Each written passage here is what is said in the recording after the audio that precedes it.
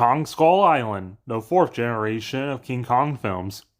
The film opens up with some pilots crashing into a beach. During WW2 times, it's an American and a Japanese. They fight on the beach, but this leads into the jungle.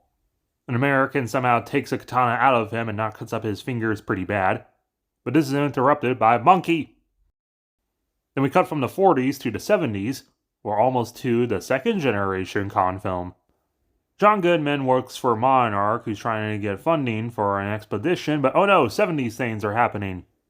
So him and Hudson meet with the senator, and it's pretty clear the senator was trying to duck them, because apparently they ask for money all the time for crazy harebrained schemes.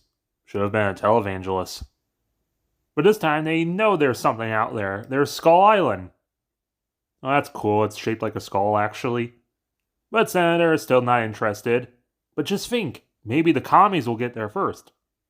Being the Cold War, he immediately funds this. Get your ass to the Pacific. And they're putting together a team to go with them, including the Army, and they're coming back from Vietnam, which upset Samuel L. Jackson because he didn't want to withdraw. He's an Army man. It's the principle of the thing. Now we're going to need a navigator, a John Driscoll type, a Carl Denham even. But we're not doing those characters, so instead, after one bar fight, we find Loki. And I just talked about Marvel. Apparently, we're taking Captain Marvel too. Brie Larson's going to be our photojournalist. Military kids are upset they're going from jungle to jungle. There's Mark, Vic, Hamburglar, everyone's here. As Vic explains, Skull Island is a skull-shaped island in the Pacific covered with a giant hurricane thing.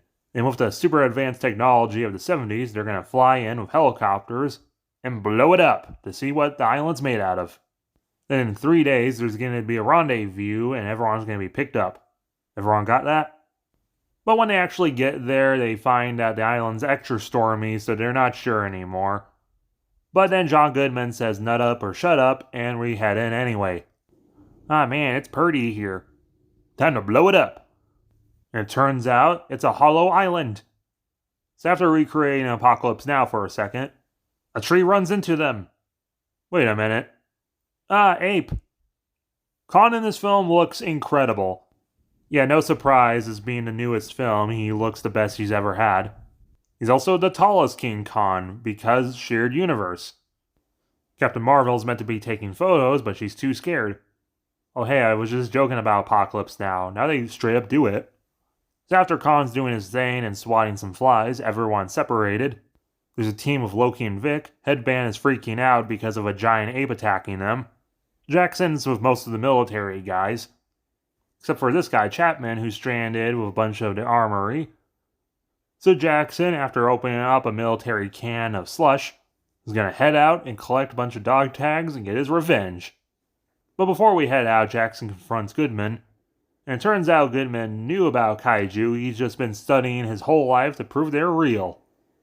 Well, now they have proof. Now they gotta get out here. Meanwhile, Loki's team, they come across a giant water buffalo. My god, this island's full of giant everythings. Back with Jackson's crew, he has a funeral, and they wander through the bamboo forest. Ah, cannibal holocaust. Ah, it turns out to be a giant spider. So as they deal with that, Loki's team comes across a bunch of ruins, and people! But luckily, with these natives, there's the World War II American pilot who grew up to be John C. Reilly. There's so many people in this film, they might as well just show Godzilla.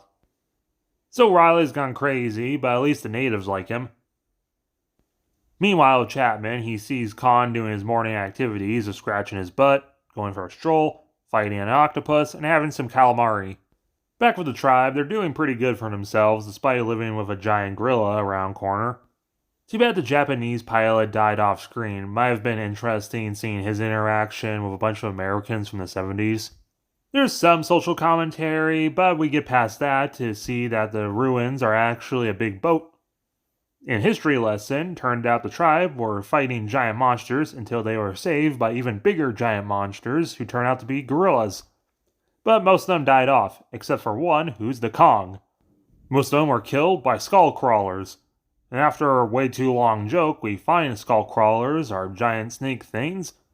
Archon's able to take most of them out, but there's an alpha somewhere. Loki tells Riley we're leaving, but Riley reminds them there's no way they're getting to the rendezvous point in 3 days, on foot. because he has a project he's been kind of working on for the last couple while. An aircraft. And just need some WD-40 and duct tape. And now with a team that actually speaks English, pitter patter, let's get at her and fix this thing. Meanwhile, Captain Marvel sees Khan, and he just walks away like, nah, we're not doing that story this time. Meanwhile, with Team 2, man, Khan already tagged this spot. Some more social commentary because this guy carries an AK-47 rather than an M16 because it was a gift from a farmer in Vietnam after they torched their village. This is actually kind of historically accurate. A lot of Americans did prefer using AKs because they were more reliable than the first issue of M16s. Meanwhile, Chapman, he finds a stick bug. It just kind of walks away. Then he gets eaten by a skullcrawler. Meanwhile, Aurora Borealis. Loki and Captain Marvel are kind of hitting it off, as Loki gifts her a lighter that he got from his dad before he died as a pilot in World War II. Would have been funny if it turned out that Tom Hiddleston was the son of John C. Reilly. But either way, the next morning, Reilly says goodbye to his home, and they leave. With the others, they're walking through a fart cloud, and they get a signal. We have a place to go, and everything will be alright. Well, except for Vic getting torn apart by birds. Everything was alright. So the group marches to find Chapman, and they find the kaiju graveyard. It's really green smoky out for some reason. Oh no, they got John Goodman. They mount a turret on a Triceratops, but it doesn't work. They use a flamethrower, but it doesn't work. Honestly, this action scene's really cool, and I love the crazy colors that are going on. But after all that, it turns out that Chapman is dead, and Jackson still wants revenge on Khan. They square off, but they decide that they're going to just spread up again. After John C. Reilly jokes on set about giant ants that he kept in the film because it was funny, they finally make it to the river. Oh, hey, Khan, what's going on? Explosions.